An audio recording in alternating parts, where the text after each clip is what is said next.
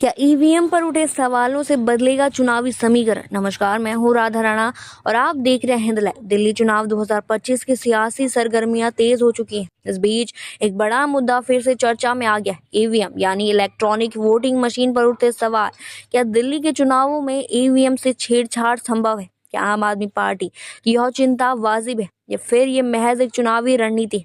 और बीजेपी इस पर क्या कह रही है? इन तमाम सवालों के जवाब के लिए बने रही हमारे साथ। लेकिन मुख्यमंत्री और आम आदमी पार्टी के संयोजक अरविंद केजरीवाल ने हाल ही में एक बयान में कहा कि उन्हें सूत्रों से पता चला है कि बीजेपी ईवीएम में 10% वोट की हेर फेर कर सकती है। उनका कहना है कि दिल्ली की जनता को झाड़ू को इतना ज्यादा वोट देना चाहिए कि 10% की गड़बड़ी का कोई असर ही ना हो। लेकिन सवाल ये उठता है कि क्या यह आरोप सच्चाई पर आधारित है या फिर हार की आहट से उपजी रणनीति है? मंत्री लल्लन सिंह ने अरविंद केजरीवाल के इस बयान पर कड़ा पलटवार किया।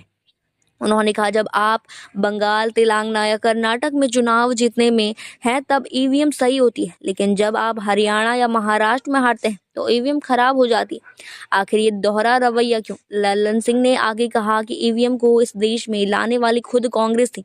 अब जब चुनाव हारने की आशंका होती है तो पहले से ही आरोप लगाकर माहौल बनाया जा रहा है। अब सवाल उठता है कि क्या ईवीएम पर उठे सवालों से दिल्ली चुनाव के नतीजे प्रभावित हो सकते हैं?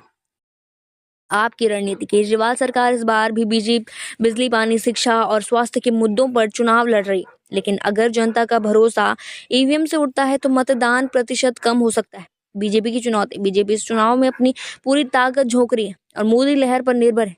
ऐसे में ईवीएम के मुद्दे को विपक्ष की साजिश बता रही है। कांग्रेस की स्थिति? कांग्रेस अभी तक इस मुद्दे पर स्पष्ट स्टैंड नहीं ले पाई है। चुनाव आयोग बार बार स्पष्ट कर चुका है कि ईवीएम पूरी तरह सुरक्षित है और इनमें छेड़छाड़ संभव नहीं है। इसके बावजूद हर चुनाव से पहले यह मुद्दा चर्चा में क्यों आ जाता है? अब सबसे अहम सवाल, दिल्ली की जनता इस बहस को कैसे देख रही है? कुछ लोग मानते हैं कि ईवीएम को लेकर संदेह वाजिब है क्योंकि कई बार ऐसे आरोप लगे हैं। वहीं कुछ लोग इसे केजरीवाल की रणनीति बता रहे हैं ताकि अगर हार होती है तो पहले से ही एक बहाना मौजूद हो। तो क्या ईवीएम पर उठे सवाल दिल्ली चुनाव को प्रभावित कर पाएंगे? क्या इस बहस से जनता का वोटिंग पर भरोसा डगमगाएगा या फिर यह सिर्फ एक राजनीतिक हथकंडा है? यह देखना दिलचस्प होगा कि चुनावी नतीजे क्या कहते हैं। आप इस मुद्दे पर क्या सोचते हैं? क्या ईवीएम से छेड़छाड़ संभव है? अपनी राय हमें कमेंट बॉक्स में जरूर बताएं। फिलहाल के लिए इतना ही। बने रहिए हिंद लाइव के साथ और साथ ही हमारे चैनल को सब्सक्राइब करना ना भूलें और फेसबुक वेबसाइट पर फॉलो जरूर करें।